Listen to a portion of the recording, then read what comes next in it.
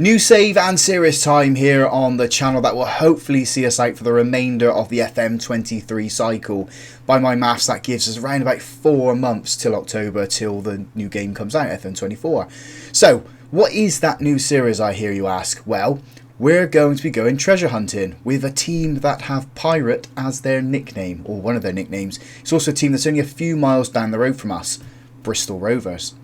The aim of this save is to have as much fun as we can with the remaining time we have left with Football Manager 23 and to win as many trophies or treasures as we can to put in the trophy cabinet, the treasure chest.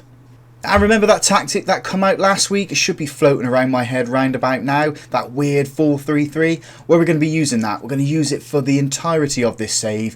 Hopefully it's going to work out for us and deliver all those trophies.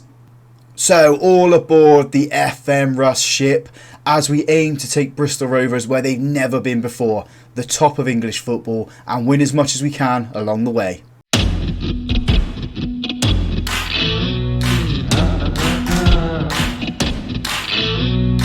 Hello and welcome in to the first episode of Trophy Hunter here on the channel. I'm Russ. In today's episode we're going to look at the start of this one, we're going to look at the team we're taking over, we're going to look at how the tactic is going to work and see what we can do. We're probably also going to play the first game of the new season with Bristol Rovers. And as I just said then, the team is Rovers that we are taking over, the Pirates. Going to get them those treasures, aren't we? We're going to get them those trophies, get them up the league, get them into the Premiership. They've never been there before. The last time they were higher than League 2 or League 1 as it is nowadays is 92-93 when they were in the old First Division. I think that was when they just dropped down from being the top league. That was League 2, is now League 1 with the creation of the Premier League. So we are welcomed in to the club by the owners. It's raised a few eyebrows, I guess, because Joey Barton's doing such a good job at the club at the moment, working those youth players through, isn't he, and getting them back into League 1 after getting relegated after the first attempt, wasn't it, and then finishing 17th this season. So, well, Al-Qaidi, he welcomes us in, formally welcomes us to the club. We do need nothing in terms of assistant manager or director of football. We've got the guys there, so I'm quite happy with that. Fierce rivals with Bristol City. Bristol Rovers and Bristol City hate each other, don't they? There's been so many fights within the Bristol City Centre between the two clubs, so if we do get a chance to play them, we're going to aim to try and smash them as much as we can. So the club history is they've won a Sky Bet League 1 in 1990.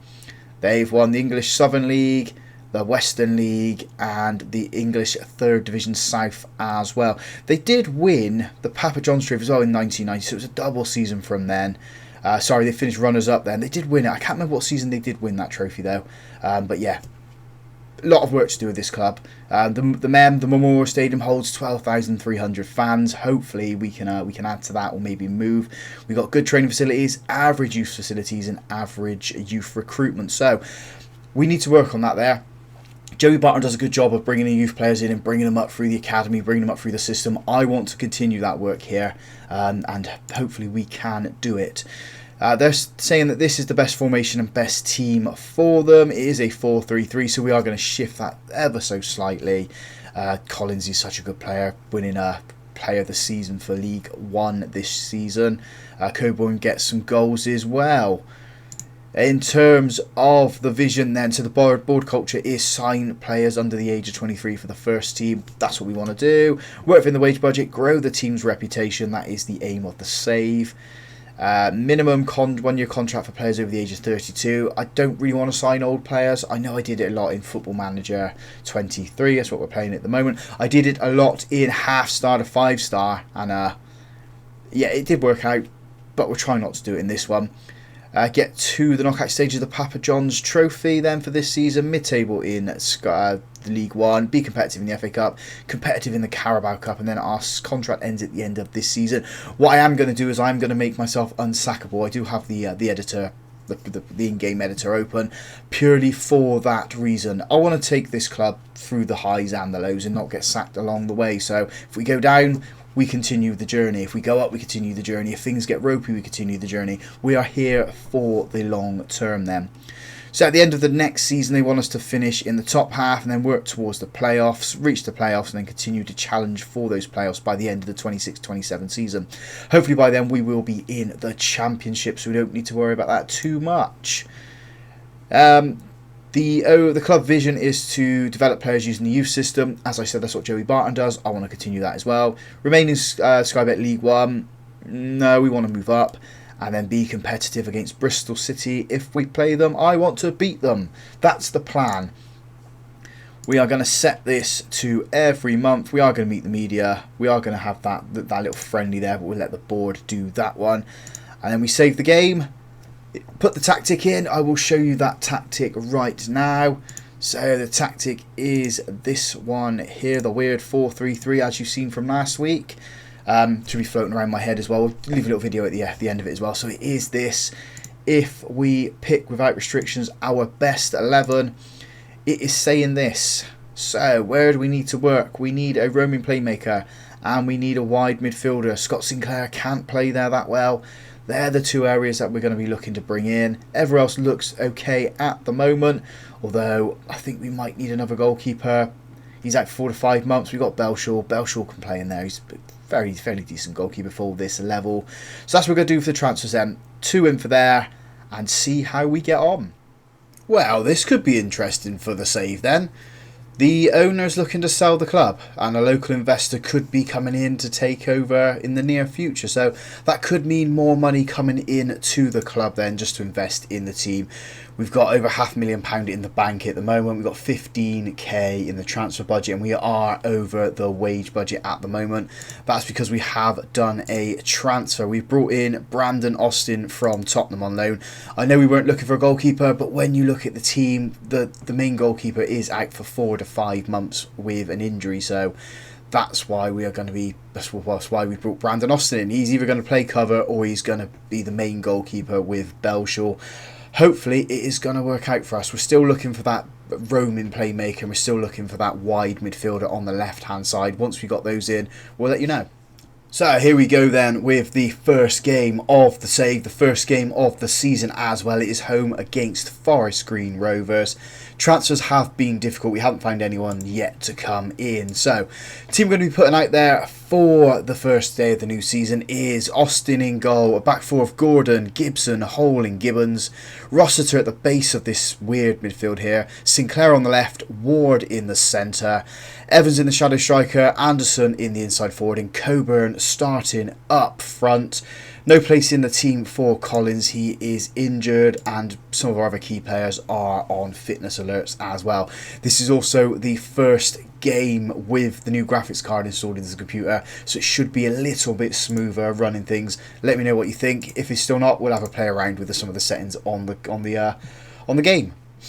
So here we go then with the first highlight of the game. Ward's got this one, shifts it forward. Coburn's got loads of space and his shot thunders off the crossbar. Forest Green Rovers get away with the ball. What an effort that was. He just struck it so cleanly. Forest Green Rovers with a free kick. Chipped into the box. We've not dealt with it. The header was looping. It goes over the bar. Another free kick for us then. Evans floats this one in, trying to find Gibson. He doesn't, and we have been given a penalty here. Opportunity to take the lead here. Half an hour on the clock. Stepping up for this penalty is, I think it's Sinclair. It is. 1-on-1 with the goalkeeper. And he tucks it away in that bottom corner. First goal of the save as well. Come on, Bristol Rovers. 1-0 to us. And straight away from that is a throw-in for Forest Green Rovers. They're on their right-hand side at the moment. Can we put a challenge in, boys? I don't really want any attacks towards our goal. I mean, they've already threatened it with the header from that free kick. That's chip forward. We're easily going to deal with this one. Hole with the header into Gibson. Trying down that left-hand side then. Gordon gives it back to Gibson. We've got space on the right-hand side. Can we use it? We don't. We go back to Austin in goal. Now we're turning. Staying on the left-hand side. Come on, boys. Shift it forward. Roster turns, gives it into Evans, who's been dispossessed. I think that's Charlie Savage there. Robbie Savage's son playing for Forest Green Rovers. They're stepping up the pace, chipping it forward, hits our player, Gibson gets it clear. Ward with the header, but none of our players are there, and it's a big lump forward. Are we going to get the hurt here? We are. I mean, Austin made the save to start with off his chest, but the Forest Green Rovers player coming so quickly into the box. 1-1, 3 minutes after we've taken the lead. Half-time here at the Mem, 1-1 so far. A penalty for us and a gift of a goal really for Forest Green Rovers. I'm going to say our shooting hasn't been that great. We haven't had many of those opportunities, have we? We've had 6 shots, one of those on target. That is the penalty. XG is obviously in our favour, but Forest Green Rovers are peppering our goal at the moment. They've had 8 shots, 2 on target. They are expected to get a goal, which they have at the moment. Let's make some substitutions. So the change we're making then, Anderson comes off, McCormick comes on for him. Evans is going out to the right with McCormick in the centre. We've changed the wing back. We have taken off Gibbons. We've brought on Quanzi for him. Hull's gone out to that right hand side, and Bogard has come on for Gibbons. The other Gibbons, Gibson, one of them's come off. I think it's Gibson, sorry, he's at the centre back who has come off. That's our 3 changes so far. We're just going to confirm them there. About 65 minutes on the clock. It's been a quiet second half so far. We are coming up into the 20 minutes of the game now. We have a free kick. Roster gives it to Ward, who's been dispossessed. Can we win the ball back? I don't want them to lump the ball forward like they did for the first goal.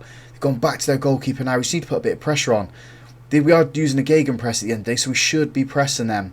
Sinclair steps in, wins the ball, but can't keep hold of it. And now they come way down that right-hand side. Come on, get a challenge in. We're letting them turn. We're letting them have space as well. They found that space in the box. They find the crossover. What have we done there? Just not closing the man down, are we? We're not keeping the man tight in the box. Forest Green Rovers take the lead. 15 minutes on the clock. Evans with a free kick, lumping that ball forward, trying to find Coburn. Can't find him. And Forest Green Rovers get the ball clear. It's out of their byline though. Back into the centre. Now they chip it long. Holes there, gets the ball. What can he do with it? I thought he ran into a goal. He sat there and into Coburn. Get in there, son. Back into the game. Straight after Forest Green Rovers scored their goal. Come on, 2-2. Final 2 changes then. Marquis comes on for Ward and Finley comes on for Russ at the base midfield. McCormick goes into central midfield with Marquis just behind the striker. We've got less than 10 minutes to try and find ourselves a goal here just to win the match. We had 2 shots on target. We need to work on that shooting. 4 minutes of time added on. Is anything going to happen here? I don't think it is. It has been an okay performance. There goes the full-time whistle. 2-2. We score if they score. If they score, we score. Straight after each other. We should have won this match. Yeah, we should have shot more, shouldn't we? That's what we should have done. Had those attempts at goal. Just get ourselves better. So in terms of the table so far, I know it's only the first game. We are in 9th place in the table. We are predicted though in the season preview to finish 16th. So it's not bad. I mean, if we can stay around the mid-table, I'll be quite happy and we can build from that there. In terms of schedule, I think we'll come back for the Shrewsbury and the Morecambe game. In between there, we can do the transfer window. If we can bring in some players to create something, we definitely need to create opportunities, don't we? When we need those strikers to hit the goal. So that's what we're going to be looking at in the transfer window, just there. Hopefully we don't have to spend any money on players. It's going to be like free loans or something like that. But yeah, Shrewsbury and Morecambe will be the next episode. So if you guys have enjoyed that, drop a big thumbs up on the video for me. Subscribe to the channel as well for this new journey. I'm really excited about this one. And as always, folks, thank you very much for watching.